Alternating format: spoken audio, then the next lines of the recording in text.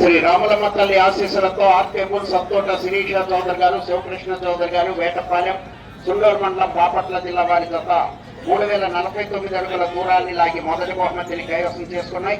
రెండవ బహుమతిని కోరెడ్డి కేశవరెడ్డి గారు, పెద్దకొట్టాల, నంద్యాల మండలం, నంద్యాల జిల్లా, సుంకి సురేందర్ రెడ్డి గారు, ఏఎస్పీ గారు, సాకేత్ రెడ్డి గారు, సారికారెడ్డి గారు, హుజూర్నగర్ మండలం, సూర్యాపేట జిల్లా, తెలంగాణ రాష్ట్రం వారి జత 3010 అడుగుల 7 అంగుళముల దూరాన్ని లాగి రెండవ బహుమతిని కైవసం చేసుకున్నాయి.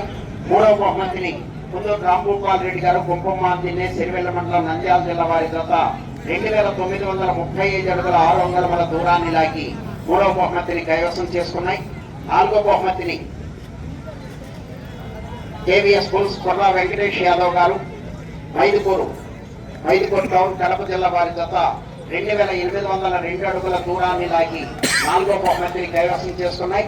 ఐదో బహుమతిని ద్వారసిరి గురువరెడ్డి గారు, వైమార్ కాలనీ, ప్రొద్దుటూరు టౌన్, కడప జిల్లా, కేవీఆర్ కోల్స్ కట్కం లక్ష్మణ్ కుమార్ గారు, ఇనిమెట్ల, రాజుపాలెం మండలం, పల్నాడు జిల్లా వారి జత 2712 అడుగుల 2 అంగుళముల దూరాన్ని లాగి ఐదో బహుమతిని కైవసం చేసుకున్నాయి.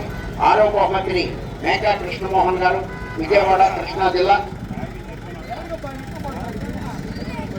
జిల్లా, మధ్యల కోటేశ్వరరావు గారు, టంగుటూరు మండలం, ప్రకాశం జిల్లా వారి జత 2659 అడుగుల దూరాన్ని లాగి ఆరో బహుమతిని కైవసం చేసుకున్నాయి.